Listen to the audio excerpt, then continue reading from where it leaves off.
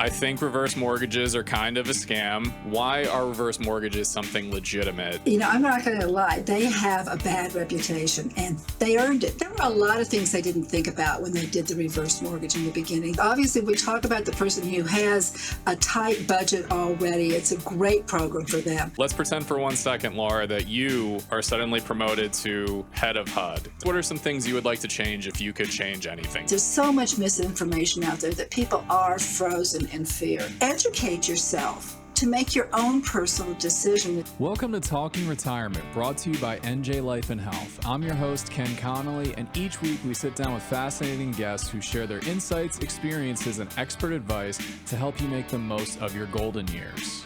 Today's guest is Laura Phillips. Laura is a reverse mortgage specialist with decades of experience in the mortgage industry, and she currently resides in Colorado. In this episode, she's going to talk about how reverse mortgages have changed over the years, how reverse mortgages can fit into your financial and retirement plan, and she debunks many of the myths around reverse mortgages that have been around for years. You're not going to want to miss this exciting conversation with Laura. Let's dive into it. Could you tell the listeners and the people watching a little bit about how you got into this space? Absolutely. Well, I obviously have the silver gray hair to show you that I too could do a reverse mortgage. I've been in the mortgage business for over 30 years. We came from Houston to Denver, Colorado with just 2 pages of want ads. There was nothing going on. So I do what everybody else tells you to do, go get a real estate license. So I did, and interest rates were at 18%. Wow, was that a difficult time to try to sell a house or even do anything? But what I did was I understood the numbers. I kind of got the flow of the numbers and the clients' financials and how that could work. And so I kind of gravitated over to the mortgage side. I've worked as a processor, as a post-closer, as a level 1 underwriter, as a, as a loan officer for affordable housing, and now a loan officer for doing reverse mortgages. When I first talked to you, I was like, I'll be a little honest.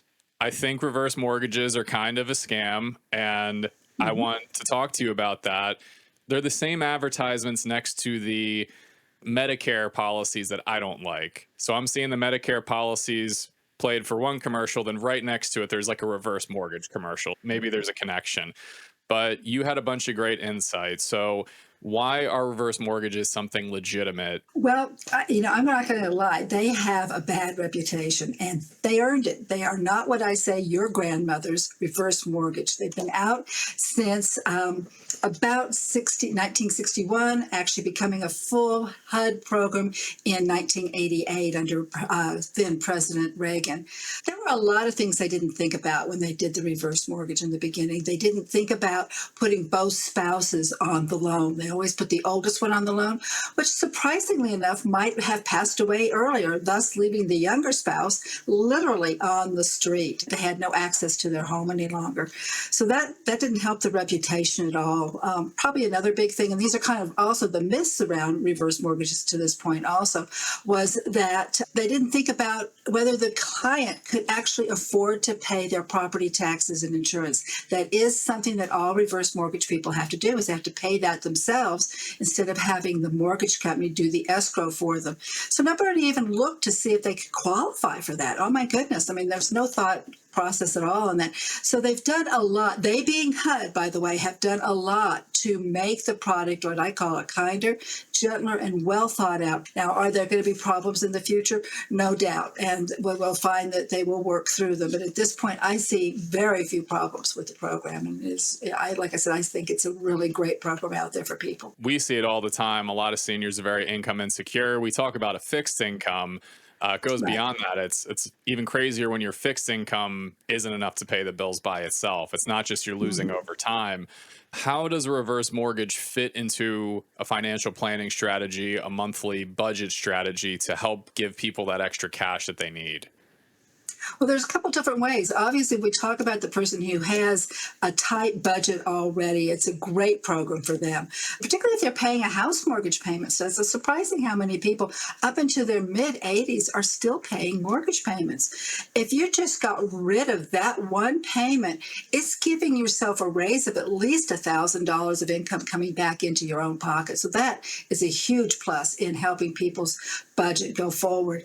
But on top of that, if you use the reverse mortgage as a additional money coming in, like a 10-year payment, that's another way that money can come to you and help you if your budget tight, or you can just have it as a line of credit to use as needed. Let's say the water heater or the roof needs to be repaired. They may not have savings for that. So that's a great way to be able to make that life work. But the other way I see the reverse mortgages being used is to just protect assets in the stock market, in the bond market, wherever they have put their 401ks and their retirement funds to be able to save for their retirement. So we've seen the market go, it's like a roller coaster, up and down and up and down. And I think we're all getting whiplash just trying to figure out where the market is and what's going on with the economy. Well, a lot of people who are on fixed incomes have saw, as I was getting calls this week and last week, was that they would lost several $100,000 in their retirement savings because the market dropped. They went into a panic and sold on the downside. And now they don't have enough to make ends meet, or they're worried about making ends meet. So if you had a reverse mortgage in place prior to this situation, you wouldn't have to panic as much, or maybe not even at all, you being the client, the people I'm talking to right now, and you could use the reverse mortgage to pull funds and not sell those assets. So those are the two big ways I see it being used. It's good that, like you said, if someone's on a fixed income, if their retirement's taking a hit, they do have another form of equity that they can pull from in order to help make ends meet, which is crucial because something we've seen is that people can afford the mortgage, but in some cases they can't afford the utility bill or they can't afford their property taxes. That's usually what gets people kicked out of their homes, right? That is it. There's only two ways you can lose your house underneath a reverse mortgage. So, one of the myths about reverse mortgages is that the bank owns your home and they can get you out of the house at any point in time in the future. And that's not true. The only way you can lose your home is if you don't pay your property taxes and you keep up the upkeep and the property insurance. So all taxes come before any loan, which is why you always escrowed in the future. That lender wanted to make sure that those property taxes were paid on a timely manner, therefore not forcing a foreclosure sale from the tax people in your states and districts. That's a big way that you can prevent that from happening is, again, that line of credit is a great way to just go in and tap what you need to be able to pay your property taxes. And you're not taking it out of your savings. You're not taking it out of your monthly budget. You are just using it as needed to cover the bills that need to be done. Yeah, it's amazing. It's all great information. So, Laura, I think you've overcome some of the main objections that I might have had. Obviously, we talked about this ahead of time, so I already knew, but it's good for you to tell our listeners why some of the myths are out there. What is the process start to finish getting a reverse mortgage? Someone comes to you and says, Laura, I need one for XYZ. How does the process start? How does it end? Can I kind of take a longer term process? I want to make sure that all of the clients that work with me are really well educated. So we'll start out with an informational call. I'll take some basic information, find out what their needs and wants are, and what triggered them to call and ask me about a reverse mortgage to start out with. I can kind of customize a plan for them based on their needs and what the products will offer. At that point, I will send them out a proposal sheet with 3 or 4 different product options on them, along with a book. I'll show the books right now. I wish I'd written this book, but I didn't. It's a great little book to answer some questions about reverse mortgages. And it's from a third party. So it's not just me saying what's going on. It's from a reliable third party that has written this book. At that point, we'll talk on the telephone or Zoom. And if you're close to me, we'll even meet in person so that we can go over the options and the questions that you might have had from the book. And what option looked the best? Do I need to tweak it? I like a little of this one, a little of that one. What can we do to make that tweak to be able to make that reverse mortgage meet your individual needs? From that point, you've got to take a class. Now, I've had a lot of people call and say, oh, my other reverse mortgage person didn't say I had to take a class. Well, I don't know where they were, who they were talking to or where they were, but all reverse mortgage with the Department of HUD, which is actually a division of our FHA is a division underneath them, have to have a class. And that's a 1 hour course with a certified HUD counselor. They want to be sure that you understand that the way you can lose the house is the property taxes, the upkeep, the homeowner's insurance, or that you are not able to live in it. You need to occupy the property as your primary home. And if you are out because you were traveling wonderfully in Europe or in Africa on that safari that you always wanted to do, or even seeing grandkids, that's fine. You can be gone for 6 months or longer. I have lots of reverse clients that use Colorado as their summer home, and they go in the winter to Arizona because they're tired of the snow. And that's fine. They don't care. But you need to live in the property for at least a week out of that year. I say that it's a little bit shorter than that, but I want to make sure that everybody's in that property saying it's their primary home to make sure that you're not going to follow through the rules. After that, we'll start the loan process. We'll get an appraisal. It all goes to the underwriter, comes back, we get an approval, and that whole time period's about 6 weeks, start to finish, from the initial conversation to the closing table. Obviously, this is not something that you are going to speed up. Let's get this done today. You are making sure everybody understands exactly what they're getting. It is exactly a right fit, and they know that they are comfortable doing what they do, which is awesome.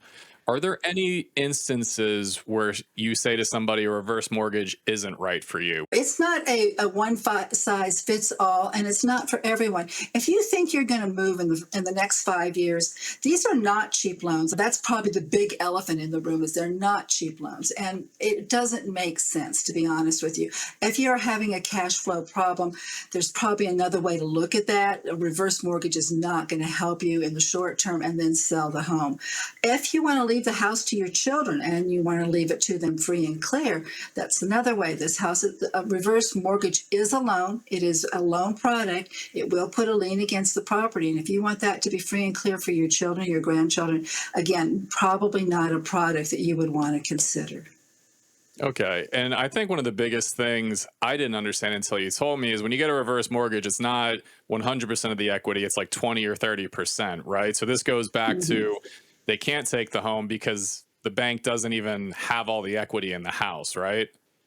Yeah, absolutely. When they first started out, this is going back to it's not your grandmother's reverse. They used to give you 75 or 80% of the value of your home. Well, my goodness, if you gave people that and you did double check to make sure that they could pay their property taxes, you could see where problems would compound one on top of another. HUD went back and looked at why were they having so many foreclosures and problems. Of course, they looked at how much they were giving people. So during President Trump's first term, he came in with a HUD and Ben Carson's ideas to lower the amount being given to clients. So now about the highest you can get is 55-60%, and you need to be about 92 or 93 to get that. So somebody in their 70s probably wouldn't be able to tap more than about 35% of their home value. From that 35%, we're going to pay off that forward mortgage if you have it. If not, it's free and clear, then that money's all for you availability. But if not, then that's going to take a chunk of what you can have back. I'm glad that there's more guardrails so that people can't be blindsided and everything works out better. Right. Let's pretend for 1 second, Laura, that you are suddenly promoted to head of HUD. President Trump comes down and says, Laura Phillips, we saw you on this podcast. And I said, wow, you're the best person ever.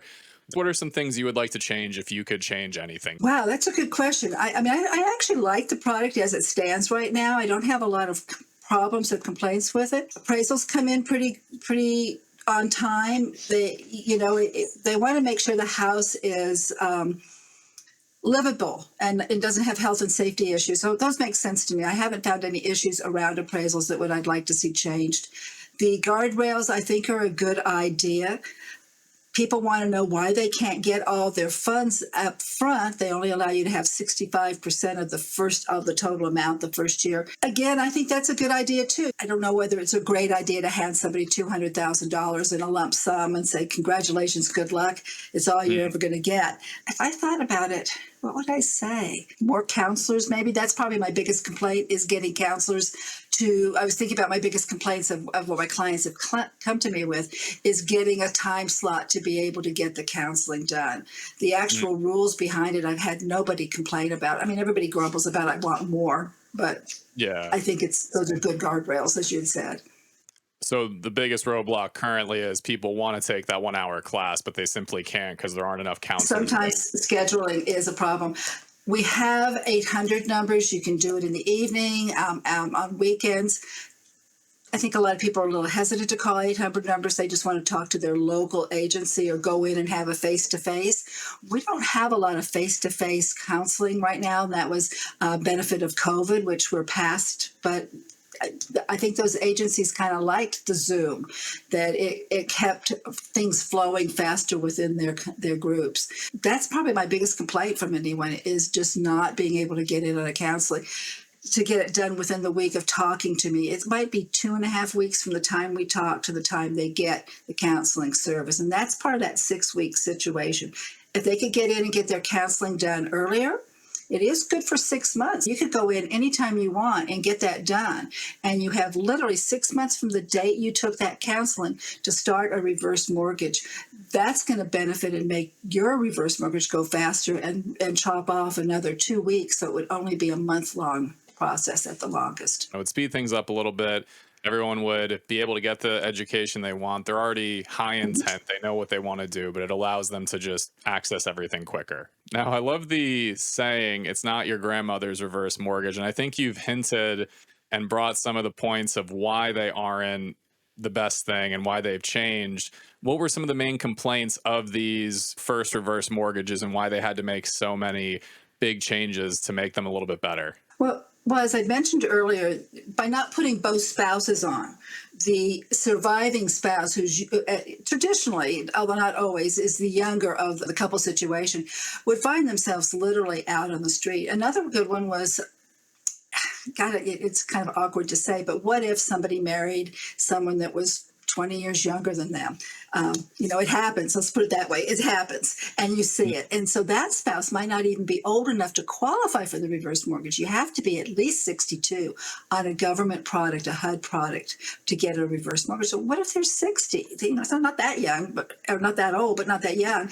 But they can't qualify. So we have guidelines now for non-borrowing spouses. So again, if the older spouse passes away, they still have access to the house. They can live in it. They may not have access to any more of the funds. The actual reverse mortgage's funding will stop, but that doesn't mean that they're kicked out of the home.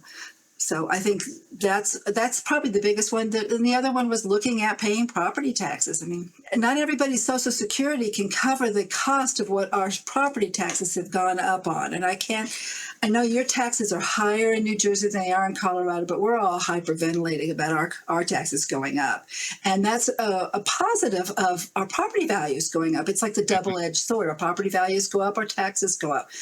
But our Social Security or our income coming in on retirement didn't necessarily go up as fast as that. So if we don't calculate to figure out exactly how much is there, make sure there's a little bit of a reserve, then that's going to be a problem. I think those are the two biggest things that make it not your grandmother's reverse.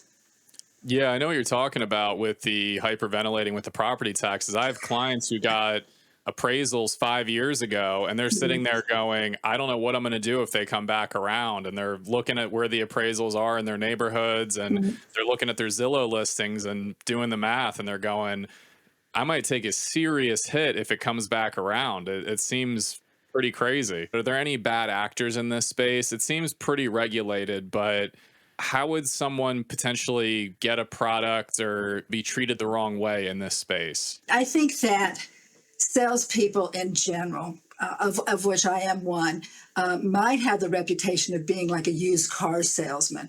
And that's no offense to used car salesmen because I believe they are wonderful people also. But maybe it's that pushy sales tactic that has given some bad reputation to, quote, bad actors. I was just reading recently an article that said that there were targeting senior neighborhoods. Were saying that you're going to get new windows, insulation, you're going to upgrade all of your plumbing and your heating equipment, things of that sort. and they didn't really tell the senior that they were getting a reverse mortgage. So, Oh, unbeknownst to everybody out there, the mom and dad die, or the uncle dies, and there's a reverse mortgage out there that they didn't know anything about. The work may or may not have been done by these ruthless parties that were really just kind of scamming. A good example is I see here in Colorado, after we have a hailstorm, which we're apparently like the state for hail, we have like these roofers come in from who knows where. They're almost like locusts. They're all yeah. here knocking on doors every day of an area that got hit by heavy hail to see if they can get a roofing job done. Now, you see at the Better Business Bureau after that, just thousands of complaints about that. So what can a person do to protect themselves? Well, let's make sure that the person you're talking to is truly a licensed loan officer. We all Mm. have to be licensed now. That's part of the NMLS. If that person isn't licensed or isn't licensed in your state, then I think I'd walk away. I don't think I would work with them. They're not governed or ruled by the rules and guidelines that keep us as loan officers in the right direction. There are classes. I for one, have not taken any of them. I am a certified reverse mortgage specialist through NAR, but I feel like some of these classes, all they really want to do is take a lot of money. And I'm not learning any more from them or getting any more certifications. That's probably a personal judgment call. I think that I have many friends that have taken them, and I think they're great courses. For me, it was not one that I felt like I needed to do. So again, I would say do your due diligence. When you go to see a doctor, do you make sure that they are really a doctor or an attorney? It's the same situation. We are professionals. Make sure you're working with a professional. So I agree with everything you just said. I just wanted to circle back to the first thing you said. You're saying that people came in saying they were doing renovations, and the way they funded it was putting them in a reverse mortgage. The article was kind of a snippet. So I'm going to gather from reading the article that it was some kind of unscrupulous repair company that was working in junction with a reverse mortgage person. Because again, Mm. I guess you can get loans out there without being licensed, but I don't know how you would do it. I mean, I've been licensed ever since the day they said to go do it. Took the classes, passed the tests, and have kept up my licensing not only in Colorado, but also 3 other states. I don't actually know how you could do a loan and not be licensed, but I'm sure some clever person that I don't want to know about probably can. Yeah, that's insane to me. It kind of reminds me of in our industry, the big thing is dental insurance. And a lot of times people sign up for dental insurance, but the caveat is they don't realize just that dental insurance policy is actually swapped out all of their other policies. So it's this big bait and switch where you think you're getting a decently priced renovation, but really they're taking the equity out of your house. That's crazy to me Right. that that happens. I know you said you don't really know. How does someone sell a mortgage without being licensed? Like that just seems crazy to me that it can even slip through the cracks like that. I can't imagine it. I mean, for one, the lenders, I mean, I work with the big 4 lenders. There are lots of lenders out there, but I work with the big 4. They're not going to take a loan from me if I'm not licensed and my company isn't licensed. So that's, we know that's not going to work. I can't even imagine. It would have to be so so scammy that it would. I mean, I'd read about it, or I'd have it in my class on fraud later on. It would be a Yeah. fraudulent situation. Let's put it that way. Mm. So when I take my classes every year, we always go over a class. A case example for each state that had a fraud in it and how that was done. Usually it's by a licensed person that didn't have a problem doing fraud, to be honest with you, in all the classes I can remember. Gotcha. Yeah, it's always tough to see that when people are taken advantage of by these actors. I'm Oh, it's always so horrible. shocked because I know me and you seem to operate in the same, ethical way. And I'm always like, there's so many regulations, there's so many hoops. It just blows my mind that people are somehow able to circumvent all this because there really is so much to jump through in order to even just sell a policy normally. It's crazy they find ways to sidestep all that. You're licensed in a couple states, right? I am. Yeah. Okay. Do you find that there are differences state to state, or is this pretty federal level? Well, the federal level is we all have to have gone through, gosh, I can't even remember now, was it 20 hours of training?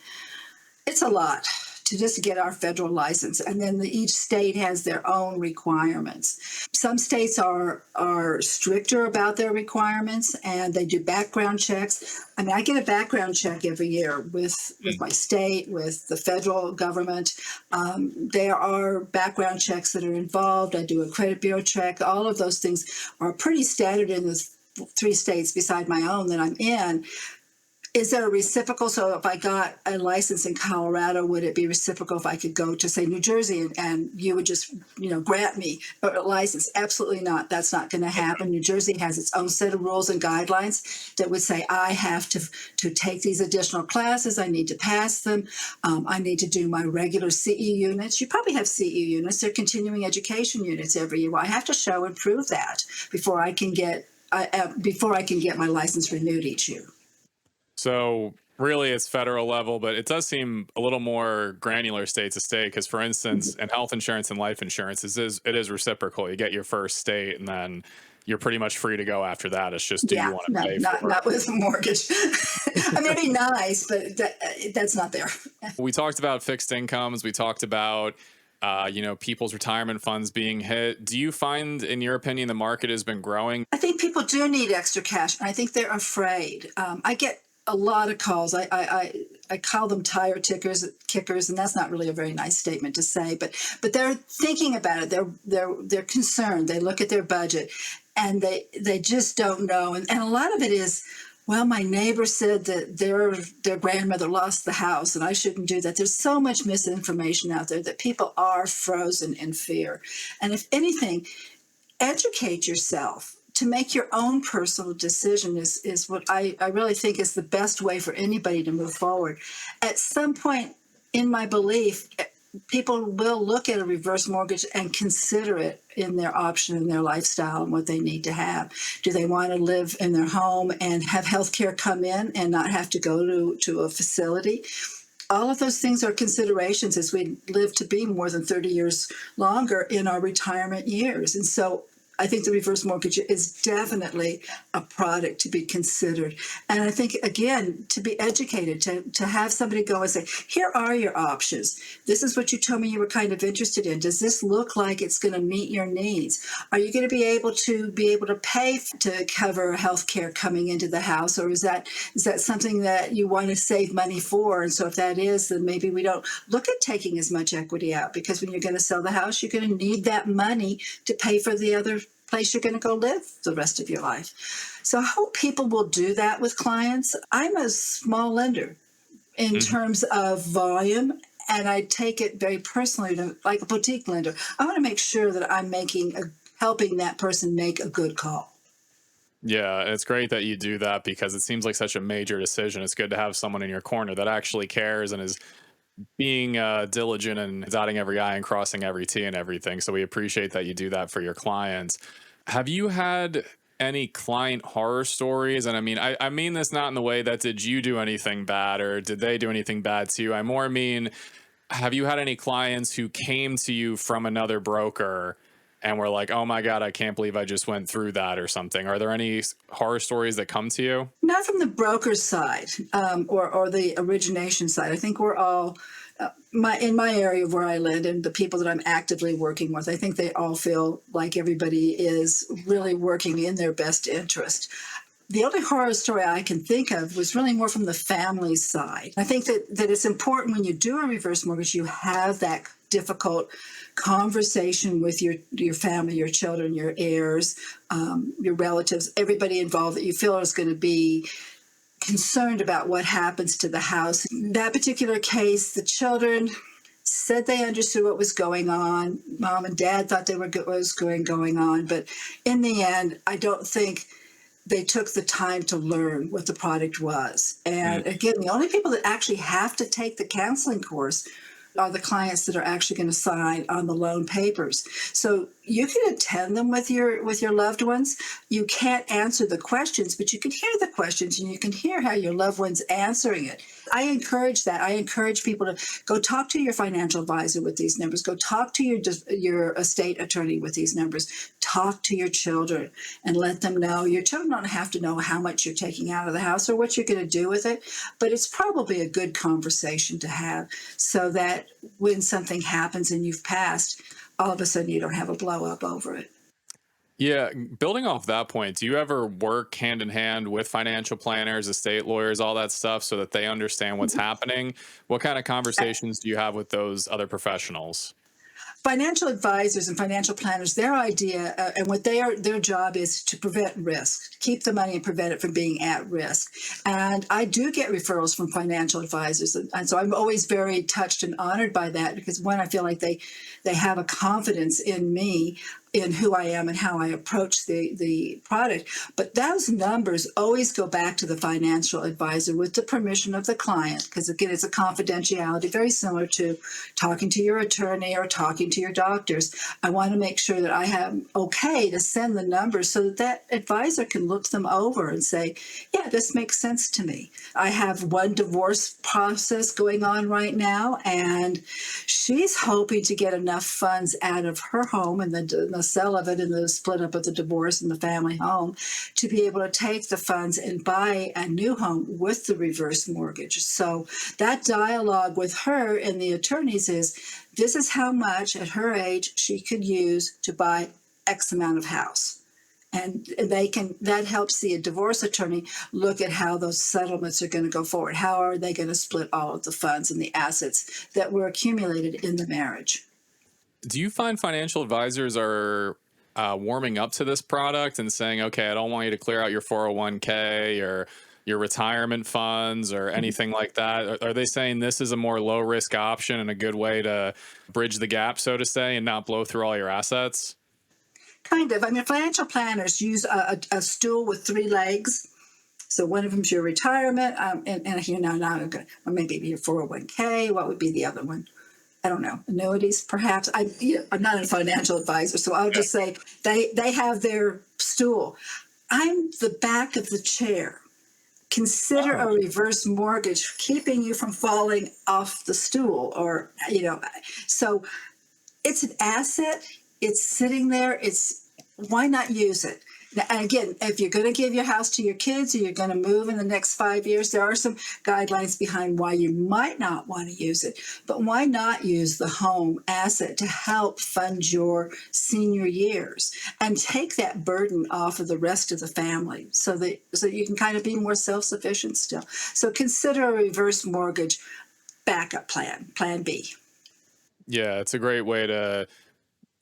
I talk to a lot of financial planners, and they always say we have tools. Not everything's perfect, but we can say we can use this tool in this situation, and it's all personalized. Mhm. Two more points I want to go through with you, Laura. We've obviously talked about a lot of misinformation within the space. Where do you think a lot of this misinformation originates, and how does it spread like wildfire the way that it does? The early days are definitely where most of the information comes from the early days, and people who are not well informed. They haven't really looked into it. They've just heard a rumor from a rumor from a rumor, and then base their opinion and their thoughts on it. I mean, I have people go, "Oh my God, I would never do a reverse mortgage." Okay, and I'm really glad that you're in a position that you don't have to ever consider it. More power to you. I don't know that many that have that much funds available to actually say that, but again, they're out there, and more power to them for being able to have accomplished that. These days, I don't hear anybody complain about it. Everybody says, well, I've seen Tom Selleck on TV, and I think there was somebody else a while back. They kind of are used to the commercials. And that is a little bit of a cheesy thing. I'm not going to lie. Hmm. It's like, oh, I mean, I do podcasts and I talk about them and an educational point of view. I don't know whether I would do a TV commercial. So. Yeah, we find honestly in our space, because it's like the Tom Selleck commercials, but there's so many Medicare commercials with the Joe Namath, the JJ Walkers, and for all the advertising they do, we find it oftentimes has the reverse effect where people are saying, what the hell is going on? Why is this on TV so much? It's too good to be true. What exactly is going on? So I'm sure it's the same for you, right? It absolutely is. Although you just said that too good to be true. When I meet with a client and we go through and we get down to they're in the class and they're getting ready to come to the closing table, the thing that they tell me, and I hear it countlessly, is why don't more people do this? I don't Mm. understand. And again, the only thing I can say is I think people are locked up in fear and afraid to move forward because of lack of knowledge, lack of education on it. Yeah, I agree. And the last thing I want to go over, Laura, is does the reverse mortgage in any way affect the estate after you pass away? What exactly happens to the reverse mortgage when you actually do pass away? Well, it's part of your assets in your estate. And again, I'm not an attorney, so I'm going to stay in my lane of just doing reverse mortgages, but this is my understanding. It's part of your assets in your estate. So if the house has value in it, which means that there's still equity in the home and the loan is less than the equity in the home, then the heirs have an opportunity to sell it and recoup, pay off the mortgage. Remember, keep in mind it's still a loan, pay off the reverse mortgage and have that as additional funds coming to them. Now, if the house is upside down, a term we use in our business, but it means that it has less value than the loan amount. So the loan amount is higher, the house value is lower. Then the estate can hand the keys back to the home, in essence, turn the house back over to the home, to the lender, and not have any recourses coming back to themselves or the heirs in that estate to pay the difference in that mortgage versus the house value. Now, one thing I've been seeing these servicers do, and I'm not on the servicing side, but they tend to send out a foreclosure notice. I'm not sure why. Maybe it's part of the rules on how they handle the situation with HUD when there's a death, because it's a due on sale. When all the parties die, it's a due on sale clause. It has to come due on sale. I'm not sure why they send out a foreclosure notice. I've seen some complaints about that, but again, not knowing the individual situation, I wonder if that wasn't blown up by the news and that maybe there was some information that didn't get reported correctly.